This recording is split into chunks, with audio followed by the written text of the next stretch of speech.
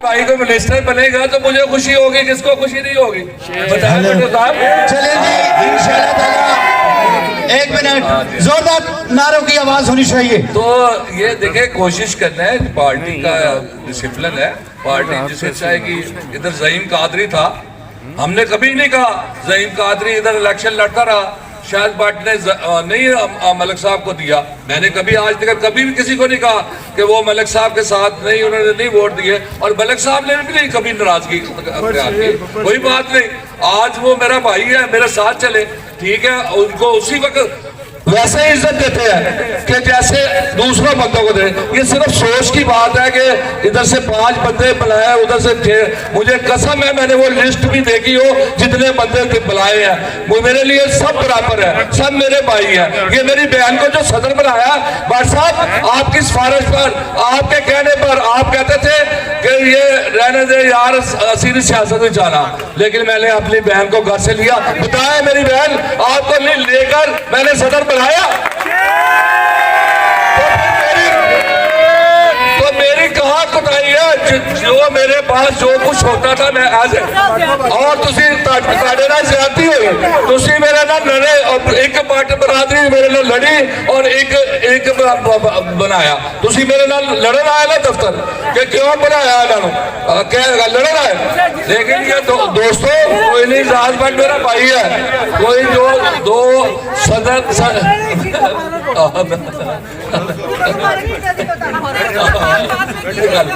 अच्छा नहीं, कोई गल नहीं। अच्छा बहन, आपको भी इख्तियारात मिलेगा, तो ऐसे है। अच्छा तो दोस्तों, इंशाल्लाह ताला आप, ये इलेक्शन है, आप इस इलेक्शन को इलेक्शन समझ के लड़े। ये 5 तारीख को मलिक परवेज साहब इंतहाई नफीस आदमी थे, वो देखे, वो किसी की बुराई नहीं सुनते थे। जब आप पिछले कश्मीरी इलेक्शन हुआ है, उस वक्त भी मैं चाह रहा था सब दोस्तों की सुलह हो, और मैंने ये आपने मेरा भाई शाहिद भट्ट खड़ा हुआ है, राणा सफदर है, मैंने इन दोनों को उधर इनकी सुलह करवाई। मैं कहा यार तुसी किस गल तो लड़ते हैं जो? अच्छा बैठ जाओ, तुसी बैठ जाओ। दोस्तों मैंने अपने पास है, तुसी मनो ना मनो, लेकिन मैंने सुलह करवाई, और ये कह दे मेरा भाई पास करा है, मैंने इसको बुलाकर सुलह कराई, हो ही या ना, ये दिल में खतूरतें अगर खत्म नहीं हुई तो उसमें मेरा कोई कसूर नहीं। अगर वो आप मुझे पार्टी ना बनाए, मैं मुस्लिम लीग नून की पार्टी हूँ, मेरा नाम मुस्लिम लीग नून है, मैं मियां नवाज शरीफ की पार्टी हूँ, कल भी मियां नवाज शरीफ का था और आज भी मियां नवाज शरीफ का। मियां नवाज शरीफ आपको टिकट देगा, मैं आपके साथ हूँ। मियां नवाज शरीफ जिसको टिकट देगा, मैं उसके साथ हूँ। दोस्तों, और बस ये माहौल कुछ वैसा हो गया, अब बात तो इलेक्शन की करनी थी। मैं मलिक परवेज साहब का इलेक्शन है, अब मुझे नहीं ऐसी बातें करनी चाहिए थी, नहीं अच्छी बातें। ये इलेक्शन का माहौल है, इंशाल्लाह ताला आप कोशिश करें मेरे भाई, सब 5 तारीख को निकल के मेरी बहनें शेर पर मोहर लगाओ, फिर इमरान खान उन्हें चाहो, ठीक करो ना, ठीक करो मेरा बोले ना जरा, शेर पे मोहर लाओ, बोलो बट्टे बादशाह को कितने पूछो मेरा शेर पे मोहर लगाओ, इमरान खान को जिताओ और मेरी बहन को जिताओ। शुक्रिया, बहुत शुक्रिया। मैं इल्तमास करूंगा चेयरमैन टिकट होल्डर जनाब शाहिद भट्ट साहब से वो तशरीफ लेकर आए और अपने ख्यालात का इजहार फरमाए। आपकी भरपूर तालियों की आवाज में जनाब शाहिद भट्ट।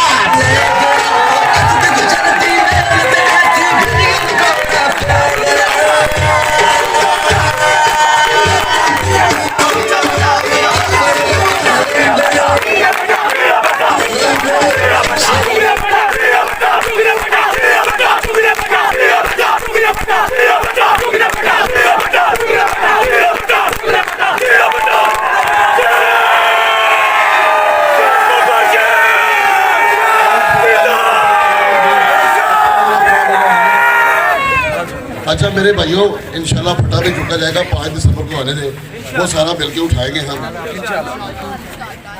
काबिल एहतराम अली परवेज, मुफीमुल्लाह जरदेजी साहब, मौलाना जॉर्ज साहब, मियां मोहम्मद सलीम साहब, बहुत इंतहाई काबिल एहतराम मेरी बहनें और मेरी वो तमाम अहदेदारान जो अपनी इंतहाई मसरूफियत छोड़कर यहाँ पे आई, मैं उनका इंतहाई शुक्रगुजार हूँ। राना एहसन साहब का भी बहुत शुक्रगुजार हूँ कि जिस तरह उन्होंने मेरी यूसी में हमें सपोर्ट किया, अपना टाइम निकाला। तो मैं एक दो शेर सुना के काम को क्लोज करूँगा, चूँकि वक्त बहुत ज़्यादा कीमती है। हम सबका ये टास्क हम सब के लिए है। जितना हम अली परवेज़ भाई को मौका देंगे कि वो अपने बाकी भी दोस्तों को हल्कों में जाके वो करें काम, हम उनके साथ ऐसे ही अपनी मोहब्बत का इजहार कर सकते हैं कि उनको भेजा मत रोके किसी भी जगह से। लेकिन इतने लोग मलिक साहब के लिए आए, अपनी मोहब्बत का इजहार किया, उनका यहाँ पे बैठना, उनका शुक्रिया अदा करना, ये भी पार्टी के लिए बहुत ज़रूरी है। तो मैं जितनी भी बातें यहाँ पे हुई, माहौल जज्बाती है। मैंने पहले भी कहा था कि मैं इस इलेक्शन में किसी किस्म की ना किसी के साथ की मुखालफत रखना चाहता हूँ, ना करना चाहता हूँ। मैं सिर्फ सियासी वर्कर हूँ। मैं अपना सियासी इख्तिलाफ रख सकता हूँ, लेकिन मैं किसी के साथ जाती मुखालफत नहीं रख सकता। जो भी अब पॉलिटिकल वर्कर है वो हमारे लिए काबिल एहतराम है। हम लोग इंशाल्लाह आगे मिलकर चलेंगे, चूंकि ये इलेक्शन ऐसा इलेक्शन है कि ये इलेक्शन बाजी शाइस्ता परवेज़ के लिए है। बाजी शाइस्ता के लिए हमने मेहनत करनी है। हमने अपनी ज़ाती कोशिशें या अपनी ज़ाती रंजिशें वो बाद में करेंगे। इस इलेक्शन में हमें वो जेब नहीं देती, हमने नहीं करनी। ये बहरहाल हमारे जज्बात थे जो अली भाई आपके सामने आए। लेकिन हम आपको यकीन दिलाते हैं कि हम लोग किसी के ना किसी से खौफजदा है, ना किसी से जेलस है, ना किसी से बदतर है, ना किसी से अबतर है। हम किसी से ऊपर नहीं है, हम सबके बराबर हैं। तो मैं एक दो शेर जो भट्ट साहब भी बोलते हैं कि लखा बेर बेरी नूं लगदे ते कुछ डिग जांदे कच्चे ते जेड़े रैन पक्के मुहम्मद ओहिओ खांदे वटे। और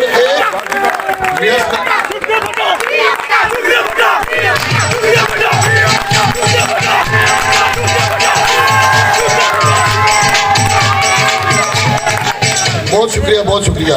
मैं यासीन साहब आपको देखिए, आप वर्कर हैं, वर्कर का हक है बात कह देना। आप लीडर हैं, आपने सबकी बात सुननी है, अपने तरीके से चलना है। सियासत में ऐसा नहीं होता कि आप अच्छा काम करें और आपकी कमर के ऊपर कोड़ों का निशान ना हो। यह सियासत नहीं होती। आपने अच्छा काम करना है और कमर को तैयार रखना है कि पीछे हमें निशाने पड़ने हैं, पीछे से लोग मारते हैं, परवाह नहीं करते इन बातों की।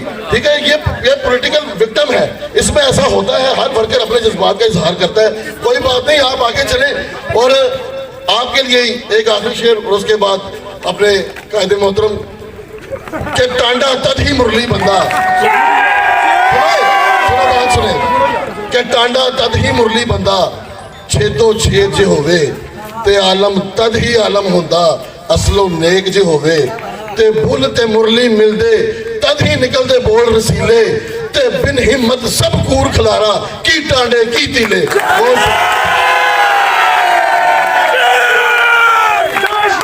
बहुत शुक्रिया। लो जी, गाने और खाने बड़े सोने शेर सुनाए। मेरा काम कभी रेडियो के बोल छड़े, कभी किथे। एक शेर सुना के मैं अली परवेज़ साहब ने बुला रहा हूँ कि मैं कुछ नहीं पर कुछ थे वहाँ, मैं कुछ नहीं पर कुछ थे वहाँ, मेरी कुछ दे पीछे कुछ थे वे। मैं कुछ नहीं पर कुछ थे वहाँ, मेरी कुछ दे पीछे कुछ थे वे। जे मैं कुछ नहीं तो तेनू सुझनी, जे तेनू सुझनी तो फिर मैं कुछ नहीं। आपकी तालियों की आवाज में अली परवेज़ साहब तशरीफ लेकर आए, भरपूर तालियों की आवाज में।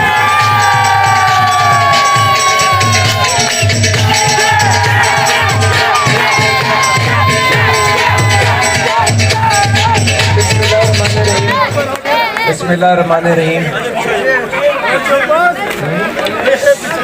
मेरे नहायती काबिल एहतराम और वालिद के साथी नसीबुल्लाह गर्देजी साहब, मौलाना शफी जोश साहब, मियाँ सलीम साहब, मेरे भाई राना एहसन शराफत साहब, और ख़ास तौर पे जो आपने जज्बात मेरे वालिद के लिए इजहार किए, मेरे पास कोई अल्फाज नहीं उनका शुक्रिया अदा करने के लिए जी।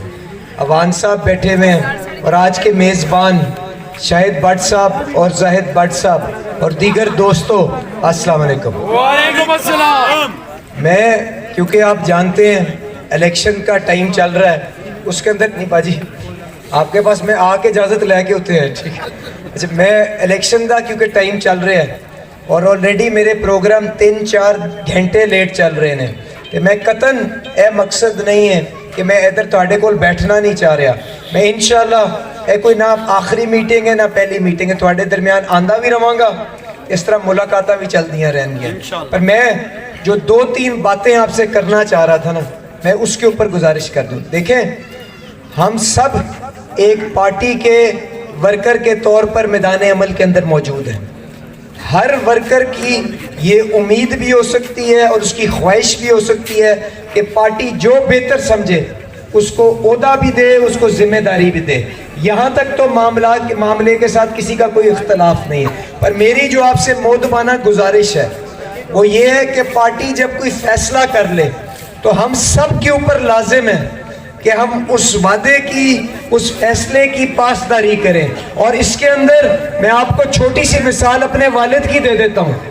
आप जानते हैं कि जब मुशर्रफ का यहाँ पे कू हुआ था, उस वक्त मलिक परवेज साहब वो अकेले एमएनए थे जो लोटे नहीं हुए थे, वरना 8 या 9 उस वक्त एमएनए और थे, सारे के सारे जाके हुकूमती पार्टी के साथ जुड़ गए थे। ऐसे ही था ना जी।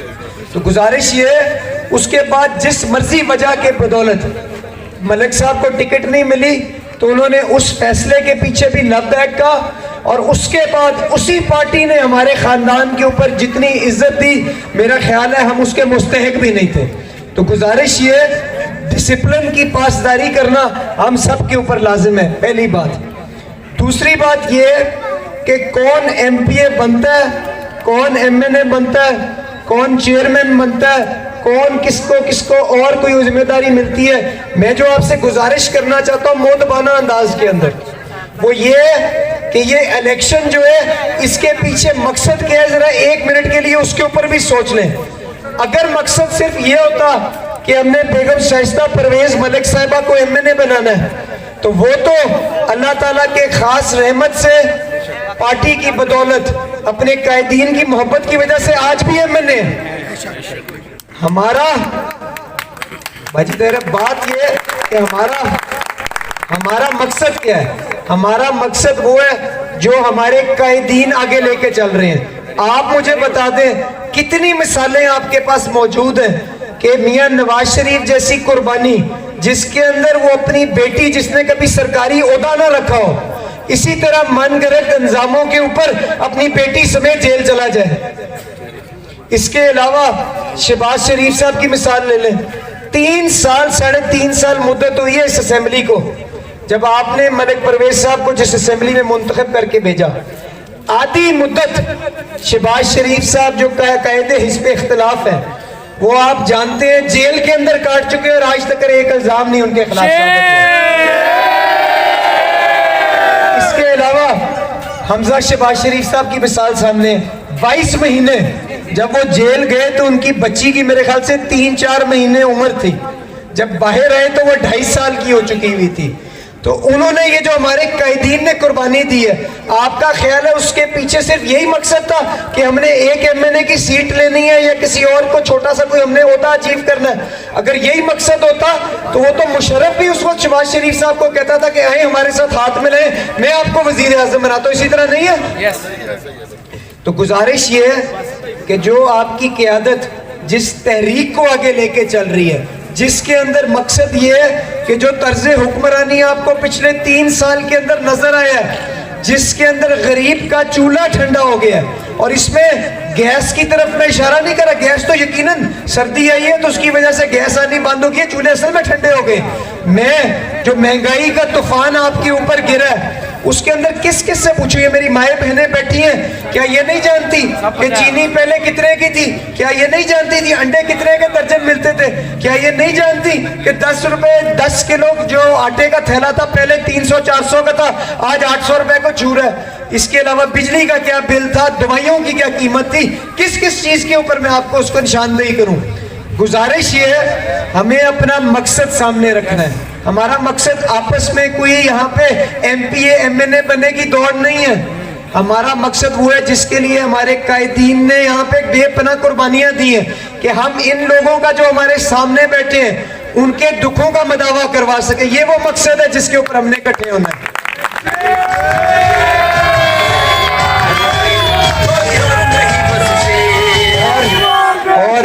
और गुजारिश ये है कि जब ये इलेक्शन जो है इसकी वक़्त इसलिए लोगों की नज़र के अंदर बहुत बढ़ गई है कि अल्लाह करे, मैं ये दुआ करता हूँ कि जिस वजह से यहाँ पे ज़िमनी इलेक्शन हो रहा है, अल्लाह ना करे अगले बड़े इलेक्शन से पहले हमें किसी और हल्के में इसके लिए इकट्ठा होना पड़े। तो गुजारिश ये है कि ये वो शायद इलेक्शन हो सकता है जो आपको अगले बड़े इलेक्शन के लिए रास्ते का पहला ये कतरा बने।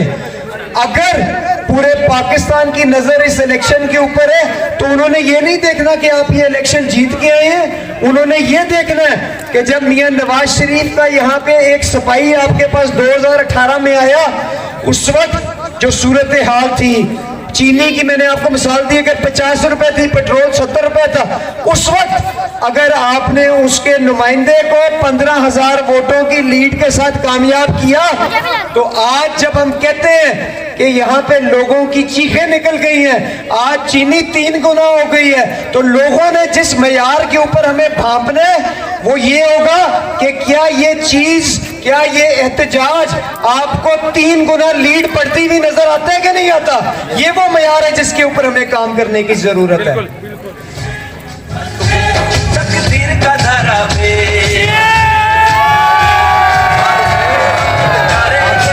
आपसे सिर्फ गुजारिश करूंगा, अपने अंदरूनी इख्तलाफात जो भी आप जिम्मेदारी क़यादत की लगाएंगे, ये सारे जो लोग बैठे हैं एक एक बात से वाकिफ हैं। इंशाल्लाह ये खैर खैरियत से 5 दिसंबर का मरहला ख़त्म हो, उसके बाद हम भी आपके दरमियान हैं, आप भी यहाँ पे मौजूद हैं। इंशाल्लाह इन चीज़ों को भी बैठ के अच्छे तरीके के अंदर सबको साथ लेके अपने अंदर समेटते हुए, पाकिस्तान मुस्लिम लीग नवाज जो है वो एक समुंदर की तरह है, इसमें सबके लिए जगह मौजूद है। पर जो भट्ट साहब ने बात की कि हमें सीनियोरिटी और जो सीनियोरिटी का ख्याल रखना पड़ेगा, जो लोग साबिक कदम हमारे साथ रहे हैं उनको उनकी इज्जत और उनका मकाम दिलवाना पड़ेगा। इस मकसद गुजारिश है, दिलों के अंदर थोड़ी सी वुसअत पैदा करने की ज़रूरत है अगर इस मकसद को आगे लेके चलना है। मैं आखिर में सिर्फ एक दफ़ा शुक्रिया अदा करते हुए और ये वादे के साथ कि इंशाल्लाह जब आप बुलाएंगे आपके दरमियान दोबारा मौजूद होंगे, और बेगम शाइस्ता साहिबा जो आपके दरमियान अगर कोरोना की वबा के अंदर नहीं, वो पीछे रही, आपके दरमियान रही है, तो ये आपको जिम्मेदारी सौंपनी पड़ेगी, ये आपको जिम्मेदारी लेनी पड़ेगी कि उनका पैगाम और उनकी जो मजबूरी है आज कि वो यहाँ पे खुद नहीं आ सकती, ये मकसद, ये पैगाम, इस तहरीक को आप लोगों को गली गली मोहल्ले मोहल्ले पहुँचाना पड़ेगा। ये पैगाम बताना पड़ेगा कि कायदीन जिस चीज़ के लिए कुर्बानी ले रहे हैं वो मकसद किसी एक ज़ात से कहीं बड़ा है। हमने इस निज़ाम को रद्द करने के लिए 5 दिसंबर को शेर पर मोहर लगा के ये इस्लामाबाद में जो लोग बैठे हैं, जिस तरह से मेरे भाई एहसन शराफत ने कहा, उनके मुंह के ऊपर एक तमाचा मारना है कि आपने जो निज़ाम यहाँ पे लेके हमारे पे नाफिज किया है, हम उसको रद्द करते हैं। तो मैं आखिर में आपसे ये उम्मीद और ये वादा लेके जा रहा हूँ कि ये मकसद को, इस कायदीन की तहरीक को आप उनको किसी लम्हे के ऊपर शर्मिंदा होने का मौका नहीं देंगे। अगर वो हमारे लिए इतनी कुर्बानियां दे सकते हैं तो हम क्या 10-15 दिन अपने इस मकसद के लिए वक्त नहीं कर सकते?